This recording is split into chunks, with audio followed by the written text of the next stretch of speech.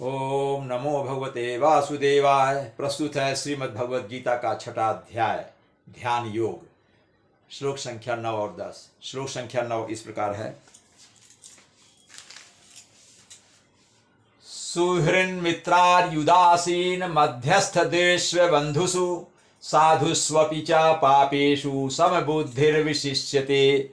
इसका अर्थ है, भगवान कह रहे हैं, हे अर्जुन, जब मनुष्य निष्कपट भाव से हितैषियों के, अपने प्रिय मित्रों को और मध्यस्थों को, ईर्ष्यालुओं, मित्रों और शत्रुओं, पापियों और पुण्यात्माओं, सब में एक भाव से देखता है, सबको एक समान देखता है। किसी से ना तो ईर्ष्या रखता है, ना तो द्वेष करता है, ना तो किसी से लगाव है, वो एकदम तटस्थ रहता है।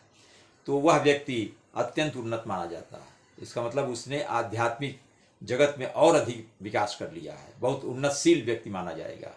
शब्दों का अर्थ देखते हैं।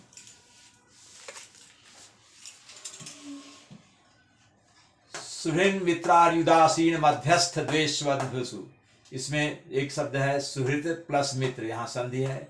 सुहृत प्लस मित्र प्लस अरि प्लस उदासीन, फिर उदासीन के बाद संधि नहीं है, समास है। मध्यस्थ द्वेष बंधुषु, इतने शब्द हैं।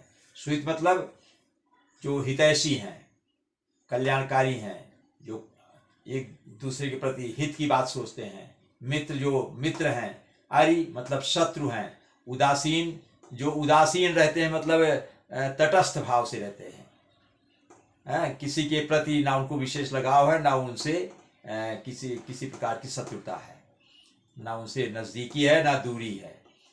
मध्यस्थ जो मध्यस्थ का काम करते हैं, उनके प्रति भी द्वेष रखते हैं, जो ईर्ष्यालु हैं। बंधुसु जो बंधु बांधव हैं, सगे संबंधी हैं। साधुसु जो सज्जन पुरुष हैं, साधुओं में भी। समबुद्धि मतलब समान बुद्धि से जो देखता है, इन सबको जो समान बुद्धि से देखता है, वह विशेष रूप से एक विशेष पुरुष के रूप में माना जाता है। अर्थात वो अधिक उन्नतशील व्यक्ति है, अध्यात्म के क्षेत्र में बहुत ही अधिक उन्नत हो गया है, उसकी उन्नति हो गई है। अगला श्लोक देखते हैं। योगी युंजीत सततमात्मानं रहसि स्थितः एकाकी यत चित्तात्मा निराशीर परिग्रहः। इसका अर्थ है, भगवान कहते हैं, योगी को चाहिए कि वह सदैव अपने मन, शरीर और आत्मा को परमेश्वर में लगाए, अर्थात अपना संबंध ईश्वर के साथ जोड़े और एकांत स्थान में रहे, एकांतवासी हो, ताकि वह अपने मन, अपनी इंद्रियों पर आसानी से नियंत्रण पा सके और सावधानी के साथ अपने मन को नियंत्रित करे, वश में करे।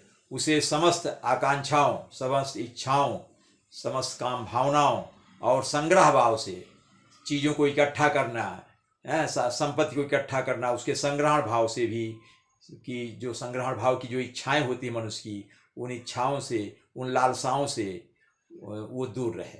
ये इसका अर्थ है। शब्दों का अर्थ देखते हैं। योगी मतलब योगी पुरुष। युंजीत, युंजीत का मतलब होता है उसमें लगा रहे, अर्थात कृष्ण भावना भावित रहे, कृष्ण भावना अमृत में लगा रहे। सततम आत्मानम, सततम आत्मानम दो शब्द हैं। सततम मतलब हमेशा, निरंतर, हमेशा, सदैव। आत्मानम अपने मन को, अपने को। रहसि, रहस मतलब एकांत में। स्थिता मतलब स्थित करे, एकांत में, एकांतवासी हो, अपने को एकदम एकांत में स्थित करे, मतलब एकांत में रहे। और एकाकी अकेला, अकेले रहे।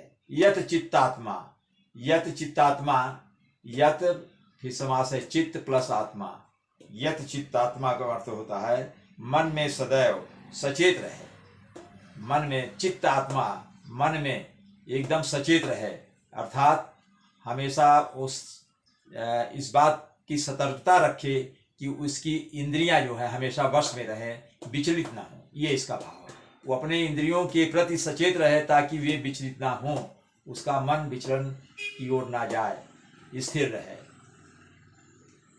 एकाकी चित्तात्मा हो गया। निराशी अपरिग्रह, इसमें दो शब्द हैं, निराशी प्लस अपरिग्रह। निराशी का अर्थ होता है बिना आकर्षण के। निराशी निर प्लस आशी कह सकते हैं, निह प्लस आशी भी कह सकते हैं, बिना किसी आशा के, बिना किसी आकर्षण के, बिना किसी लगाव के निर्मुक्त भाव से रहे। अपरिग्रह का मतलब होता है संग्रह भाव से मुक्त हो, चीजों में उसका परिग्रहण ना हो, अर्थ अपरिग्रहण मतलब उसमें स्वामित्व ना हो, किसी चीज को संग्रह करने की उसमें लालसा ना हो। हाँ, जितनी आवश्यकता है बस उतने से ही वो संतुष्ट है, ये इसका अर्थ है। ओम नमो भगवते वासुदेवाय।